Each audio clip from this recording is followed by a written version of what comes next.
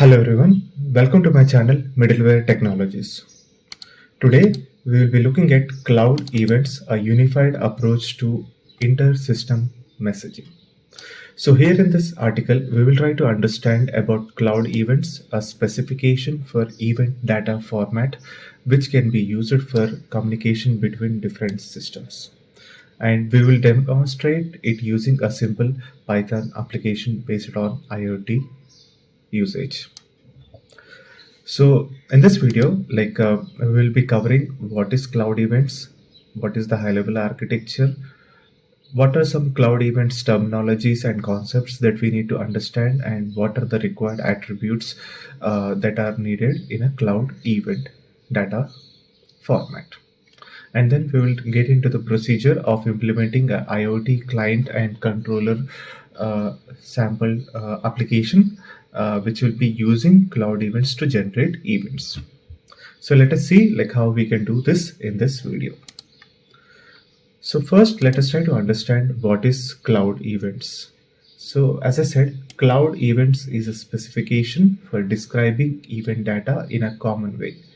So basically, when we have different systems that try to communicate with each other, they want to send some data to another system so that the another system can act upon that data.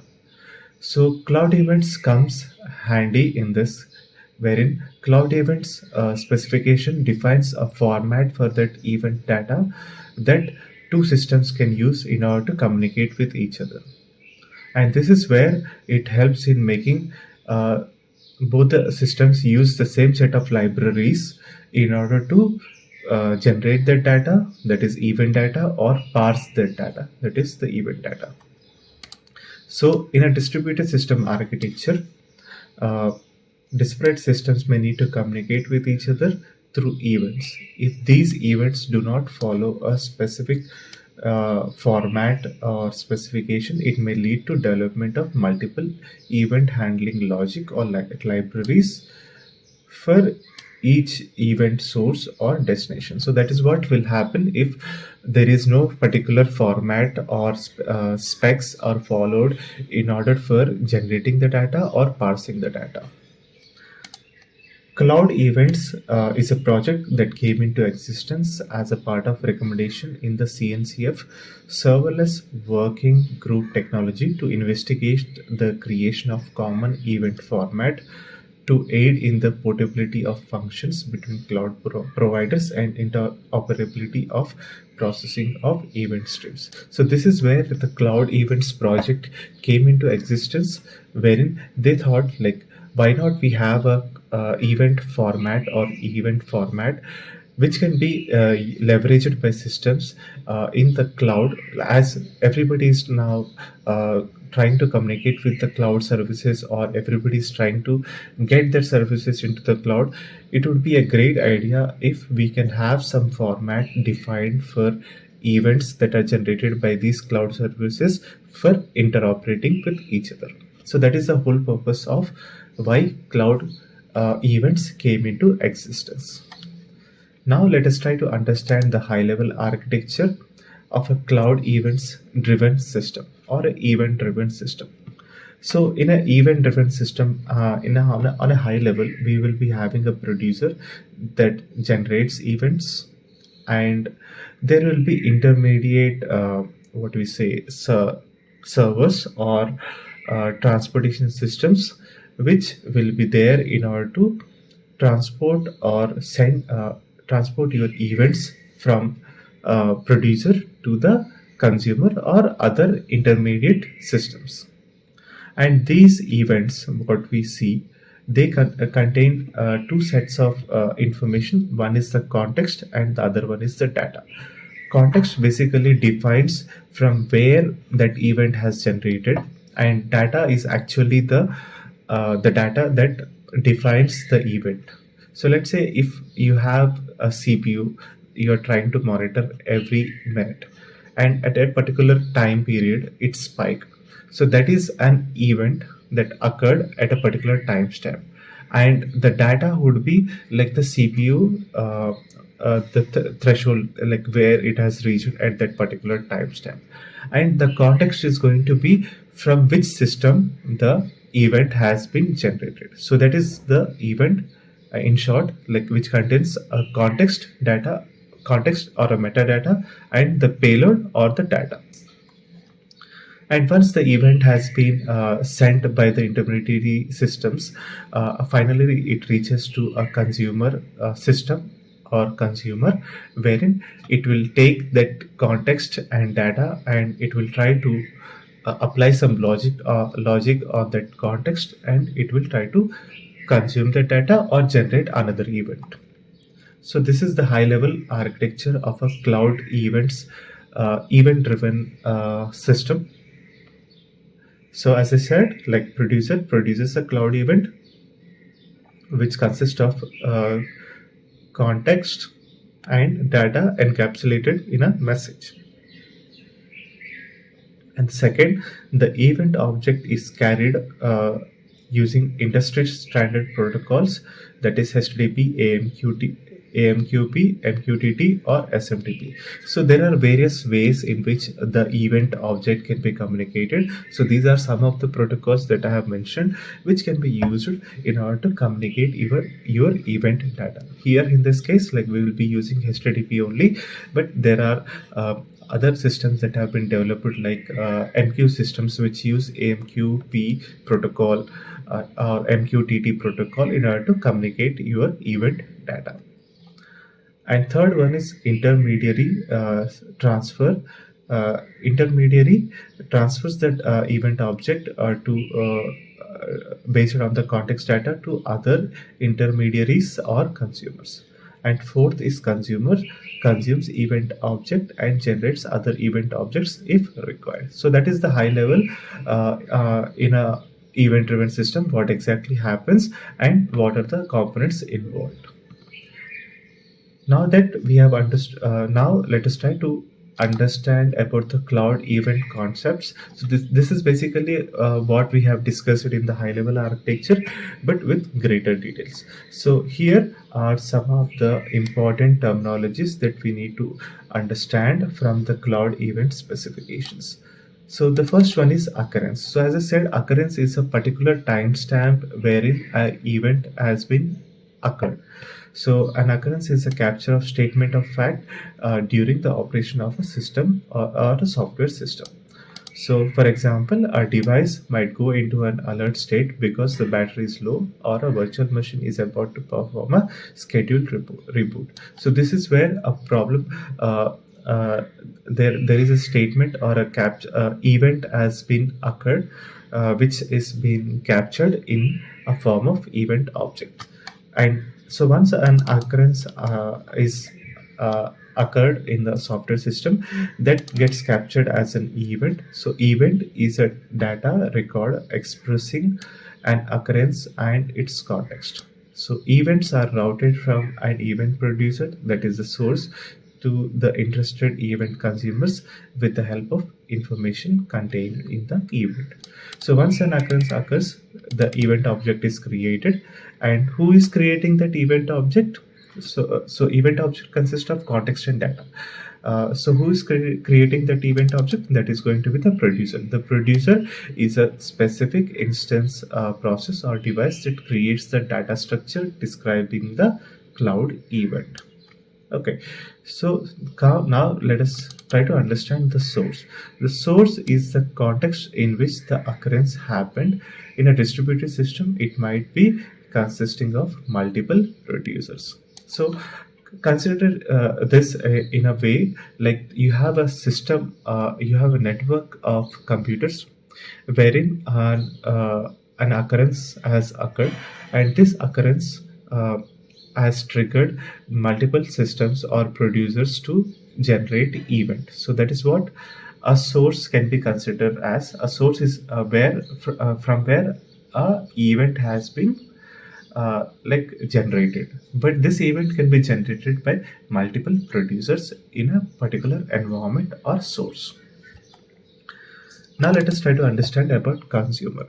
A consumer receives the event and acts upon it. So it uses the context and data to execute some logic which might lead to occurrence of new events. So consumer basically it gets the event object which consists of context and data, and it acts upon that using some kind of a logic, and it will try to consume process that event object, or it will try to generate another event object for another system. So that is what consumer will do.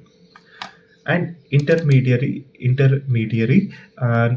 is a system that receives a message containing an event for the purpose of forwarding it to the next receiver, which might be another intermediary system or a consumer. A typical task for an intermediary is to route the event to receivers based on the information in the context. So intermediate systems will take the event object, it will capture, it will try to parse the context from that intermediate from that event object, and it will try to send it to other intermediate systems or consumers. Now, what is context? So, context is a metadata that will be encapsulated in the context attributes. So, as I mentioned initially, context is basically telling from where the event has been generated. So, basically, from a system where the event has been generated. So, that will be defined by the context. And data is domain specific information about the occurrence, that is the payload. So it actually contains the actual data of the event, like what happened at a particular time period. And event format, as I mentioned, an event format specifies how to serialize a cloud event as a sequence of bytes. Standalone event formats such as JSON formats specify serialization independent of any protocol or storage medium. So JSON is basically the standard format that is used widely in order to communicate your event data. And message is basically events that are transported from source to destination via message. So basically, whenever an event object is generated, it is encapsulated in a message, which is basically is defined based on the protocol that is used between the systems in order to communicate that event object. So this is where the message comes into picture. There are two ways in which the message can be generated based on the protocol that we are using. So let's say if we are using the structure mode messaging, is in this the entire event that is attributes and data are encoded in the message body according to the specific event format.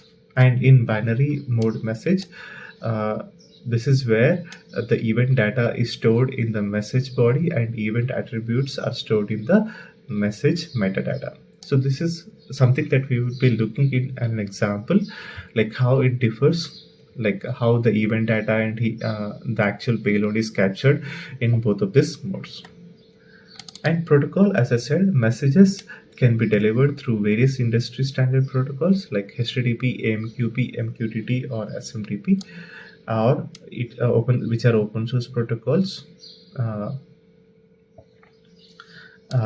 Example Kafka or NATS, or platform vendor specific protocols like AWS, Kinesis, Azure, Event Grid. So there are different protocols that can be used, which are some are open source, some are company specific, platform specific, we can say. Okay. Now, events represent facts and therefore do not include a destination. We have seen event consists of context and the data, but it never contains a destination. So that is what makes it different from a normal message, wherein a normal message or a packet consists of the destination where the event needs to be, wherein the packet needs to be transferred. But event object never contains a destination. It contains only the context in which the event object has been generated, and based on that context, the systems will try to transfer that event from one system to another, and finally it is going to be consumed by a particular system which is listening for that context. So now uh, so we have seen like there are two message formats that are message modes that are supported, and in that a binary formatted cloud event works would work for both a cloud events enabled receiver as well as one that is unaware of cloud events. This is a very important thing that you might that you need to take a note of. So in a binary mode, as I mentioned, the event data, which consists of context and payload, is captured in separate things. Like in the headers, the context is captured, and in the message body, in the payload, the events data is captured. So this way it segregates or makes a clear differentiation of the metadata and the payload data. This way, like if there are any legacy systems which do not support cloud events, it would be easy to use these it will be easy to generate the events in this format, so that the event metadata is always captured in the header that is separate from the body data, so that the legacy system would not be would not fail in order to parse the data when the parsing system is specifically like tailored to capture only specific attributes from the message body. And this way, like you will be able to use the systems like use the legacy system in order to communicate easily. Now let us try to understand the required attributes of a cloud event. Okay, so here are the required attributes that are supposed to be present in every event data that is generated from the system. So ID is the first required attribute which identifies the event. The producers must ensure that the source plus ID is unique for each distinct event. So this is what needs to be this is what a requirement from the cloud specification is. Whenever ID is generated, that should be unique, and this ID along with the source, which we are going to define further, should be unique for every event object that is generated. Now source, this will include the information such as the type of event, source, the organization publishing the event, or the process that produced the event. So this is completely information that defines like from where the event has been occurred, from which system it has been occurred. So this is kind of a metadata that is captured using the source. And the spec version, it defines the version of the cloud event specification which the event uses. So whenever you are generating an event object, it conforms to a particular format version. So you need to define that format version using the spec version. Now let us try to understand what is type. This attribute contains a value describing the type of event related to originating occurrence. So let's say event has been generated by a system, so it can be something like opening or opening opening a port or something like that. So you need to define what is the type of that event. So we will try to see these required objects in a using a particular example based on Python. Now that we have understood on a high level what is the architecture of an event driven system using cloud events, and we have understood about the cloud event attributes and concepts, let us go into the procedure of implementing it using a Python application. So as a first step, so here like we'll be building a simple client server based model wherein we will try to simulate a IoT based system. using Python. Okay, so first we will try to install the dependencies. So as a first step, let us try to install the dependencies that we will need to build an IoT based sample client controller application. So here, like, I'm going to use the following dependencies, that is Flask, request, py-test, and cloud event. So py-test is basically required in order to write some test cases. You can ignore it if you are not writing any test cases. I have kept it for reference so that in future, if you want to write any test cases for any application, that would be easy to do. That would be good to do, so that we are including it. So these definitions are pretty much straightforward.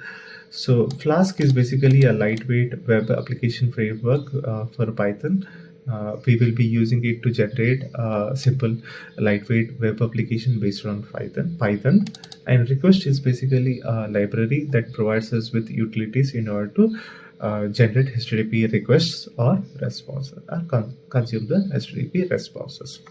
And py-test, as I said, it is a testing framework for Python. It makes it easy to write simple and scalable test cases for your application or code. And this is very important. This is the library CloudEvents. It's a Python library that helps in creating, parsing, and sending the cloud events, a specification for describing the event data across services and platforms. And it is useful when building event-driven or serverless applications that need to standardize how events are structured. So this is the whole purpose of cloud events that we have tried to understand in our previous steps, and we are going to leverage this library in order to see it in action. So now let me go into my system, and let me go to cloud demos folder, wherein I have my requirements file. So this is a requirement file that you need to create with all your dependencies that are needed for your Python application. So here, like, I have defined all the 4 requirements that are needed for our application. So once you have defined your requirements, next step is going to be installing those dependencies. So you can use pip package manager in order to install all the dependencies that are defined in requirements.xml txt file. So now, like, my system already has all those dependencies. If your system doesn't have those dependencies, it is going to install them. So once that is done, let us go to our next step, that is create IoT controller. So here, this script basically runs a IoT controller or server which accepts HTTP post requests with the cloud event attributes and data. So this is what basically the IoT server or controller is doing.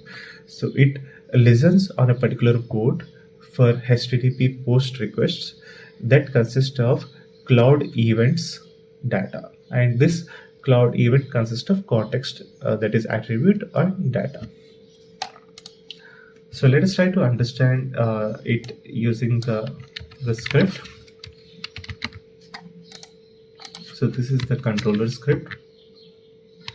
So here, like, I'm using Flask in order to import these Flask and request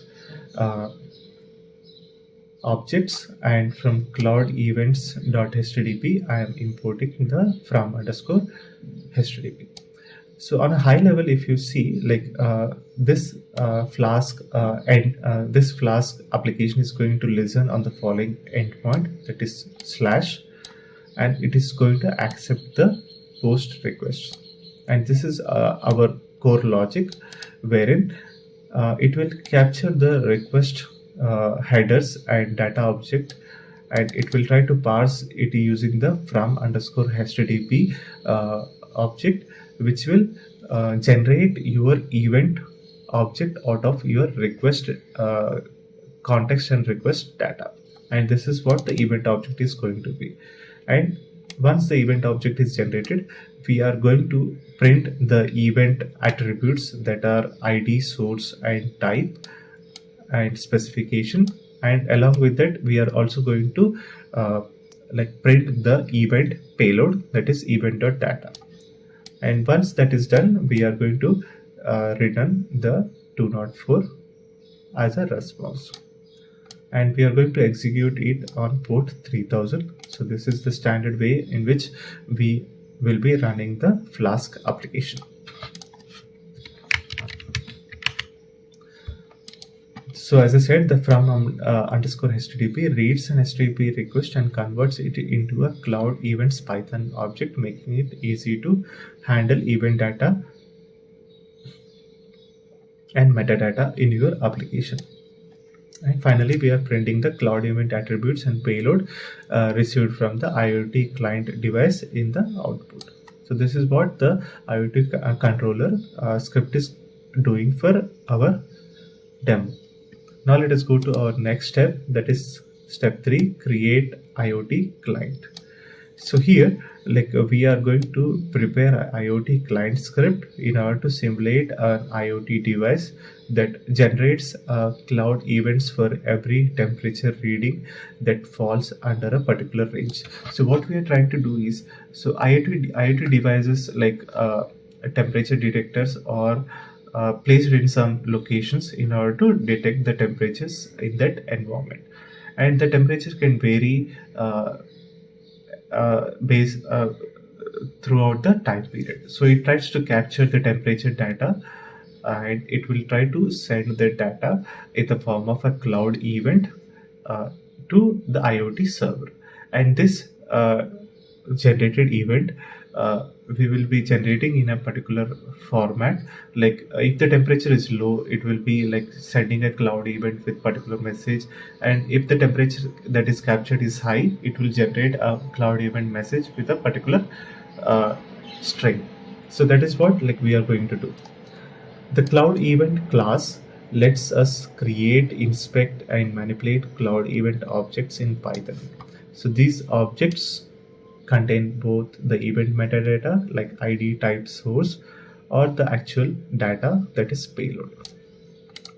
The two functions, that is two binary and two structured, are used to convert a cloud event object into HTTP representation that follows the cloud event specification, uh, that is binary mode or structured mode. So as we have defined initially, there are two ways in which we can generate the cloud event object. One is in binary mode and the other one is structured mode, which we will be generating it in Python using these two methods. Now let us try to look at our client Python script. So let us try to understand it a bit.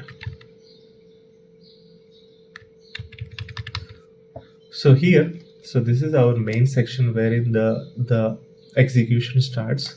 So here it is trying to see the number of arguments that are passed to the application or the client, and if it is less than 2, it is going to fail and it will send it this message. So basically we need to execute this script with the URL of the server or the controller. So once we have executed this script with the controller URL, we are starting an infinite loop. This is an infinite loop wherein we are using the random library in order to generate a random integer in between 0 to 50 in order to simulate the temperature data. So once the temperature is captured, we are using this if-else loop, if-else block, conditional block, wherein if the temperature is less than 20, it will generate an alert as green, and it will generate a binary cloud event wherein we are passing the controller URL and the alert, and we are also generating a structured cloud event by passing the URL and alert. So similarly, if the temperature is between 20 degrees and 30 degrees, we are passing it as an alert as yellow, and we are generating two event objects that are based on both binary and structured event object data. Then if the temperature is between 30 degrees and 40 degrees, we are considering this alert as orange, and we are generating similarly like two event objects. And finally, if the temperature is more than 40 degrees, that is considered to be a high alert, and the alert is going to be red, and we are going to generate two event objects that are for that alert. And this temperature is going to be generated every 10 seconds. So that is why we are using the time library. And this is a high level what happens in this script. And the generate binary cloud events and generate so we will try to look at the generate binary cloud events first. So this is where like we are passing the URL and the alert, and here is the attributes attributes dictionary that we are creating, and this is the alert data. So basically we are capturing the alert. So let's say it is green, so it will send a string as green alert generated. So this is going to be present in our data, which we are going to pass it as a payload in the cloud event. And now we are generating, so from this class cloud event we are generating the event object by passing the attributes and the data. So this is where we are generating the event, and we are passing it as a we are converting it to two binary, so that in a two binary format the attributes going to be captured in the header, and the data will be captured in the body. So this is what going to be happening with the two binary method, and we are going to capture the headers and body. And once the headers and body are captured, we are passing it in a request post URL to the URL, that is controller URL, and we are printing those two headers and body and sending that event with the details of the event object, that is ID, source, and event data. So we will see it in action, like how it looks with a demo.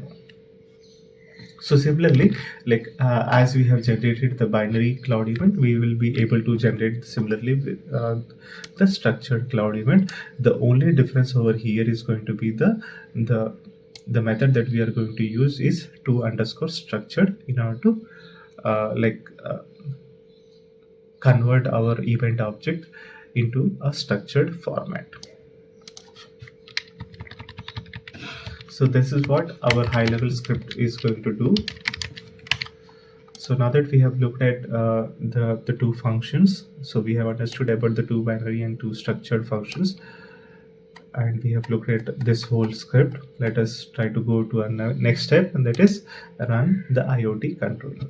So now let us launch our IoT controller script to listen for HTTP post requests from the IoT client device. So for this we will be launching our IoT controller. So let me launch in another shell the server which is listening for the client requests. Here I need to go into that folder wherein that file is available. So let me run it. So now you can see the Flask application is started up, and it is running on the following HTTP host and port. Now let us go to our another shell, and now let us run our IoT client, that is step 5. So let us now launch our IoT client application to generate random temperature readings and generate the cloud events that are further posted to the IoT controller. And let us check the format of the event object in both the binary and structured mode as explained previously. So let us see it. We are going to run our client application by passing the URL of our controller. So you can see it has sent two events. One is in structured format, one is in binary format, and the other one is in structured format. So let me stop this. So it has generated two events. So this one is first one is the binary format, wherein the attributes are captured in the header and the data is captured in the body, and this event is sent with the following event ID, and this is from the type. So basically what we have defined in the script. sent from event ID from event source. So this is source, so this is our source, and this is our payload.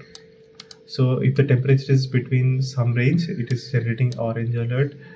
If the temperature is below 10 20 degrees, I think what we have defined initially, so less than 20 degrees, it is going to be a green alert. So this is how it is going to generate our event data, and it is going to send that data to the controller. So now if you look at the controller, you will see that it receives that event objects, which consist of attributes. So this consists of the complete metadata. This is what our metadata is all, and the data consists of the payload. So you can see it consists of our alert that we have generated, and it is going to print that alert, like found the following event ID from the source with type, that is com.stack.iot.alert. So this type, you can define it like any type, like what is the type of the alert. It is a IoT alert, so like that. Okay, so this is how your data is going to be posted, and it is going to be printed on the server side. And this is very basic example that I have shown you, like how you can leverage the cloud events library in order to create your custom event objects and send it to the other systems or the consumer systems, and try to parse the cloud events from the other end. So we have looked at how to run the IoT client. We have seen like how it sends the data, and then finally we have looked at step 6, validating the cloud event on the controller side. So we have seen like what the data looks like, what are the event attributes and event data, and how it prints that data on the server side. So this is what I wanted to show you in this video, like how we can leverage the cloud events. This is very unique unique thing that CNCF project has come with, which will help all the systems that are available in cloud or on-prem in order to use it to generate standard formats of data. And right now, like I think there are a lot of systems that are in cloud that are generating that cloud events in this particular format, so that the other systems which wants to consume that data, they can leverage this cloud event libraries and try to consume that data. And this can be done independently of both the systems. So it is not required for the systems to be developed at one time. So like we have consumer systems that are generated independently of the producer systems, and they can be attached using this cloud events libraries. So I hope you enjoyed watching this video. Thank you all. Thanks for watching this video, and you guys have a great day.